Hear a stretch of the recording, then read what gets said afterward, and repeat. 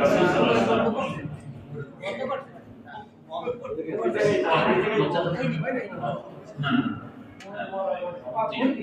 এবার শুনেন রাসূল সাল্লাল্লাহু আলাইহি ওয়াসাল্লাম মসজিদে নববীর মধ্যে বসে এমন সময়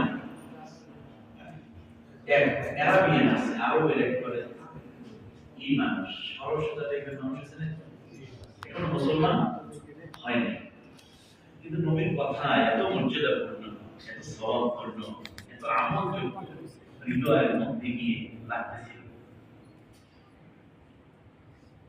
তো নবীর কথার প্রেমে পড়ে গেছে, সে নবীকে দেখেও প্রচন্ড ভালো লেগেছে।